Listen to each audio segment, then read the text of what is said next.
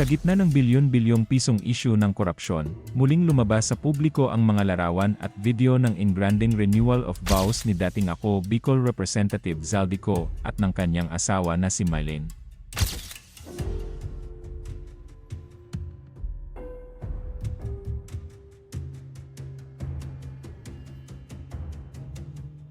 Ginanap ang kanilang 25th wedding anniversary sa St. Peter's Basilica sa Vatican City noong Hulyo 2024.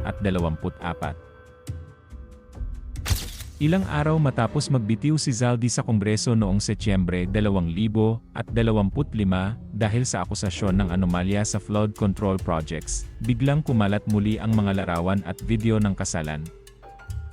Kitang-kita ang karangyaan. Channel ang singsing, channel din ang gown ni Mylene. Sa reception, si Robby Domingo ang host, si Martin Rivera ang kumanta, at mismong si Cardinal Luis Antonio Tagle ang nag-officiate ng seremonya. Ngunit nang sumabog ang issue ng korupsyon, nadamay ang mga personalidad na nandoon. Marami ang nagtanong kung dapat ba silang sisihin o trabaho lang ang kanilang ginawa. Tulad ng ibang performers at host sa malalaking handaan ng makapangyarihan, bahagi lamang ito ng kanilang propesyon. Maging si Cardinal Tagle ay nabanggit, ngunit sa isang panayam malinaw ang kanyang paalala laban sa korupsyon, "We are stewards.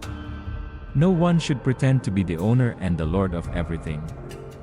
Can you please look at yourself and with humility say, I am not God. The government officials are not owners of the nation's wealth, but administrators who must manage public funds honestly and responsibly." Tahimik si Robby Domingo tungkol sa event, ngunit makikita sa kanyang Instagram na nasa Italy siya, kasama ang asawa noong petsa ng kasalan. Habang bumabalik tanaw ang publiko sa marangyang selebrasyon, mas lalong lumalakas ang tanong, saan nanggaling ang yaman na ginastos dito? Lalo na't si Mylene ay Chief Financial Officer ng SunWest Inc., isa sa kumpanyang binanggit ni Pangulong Marcos Jr. na nakakuha ng pinakamalaking flood control projects mula sa Department of Public Works and Highways o DPWH.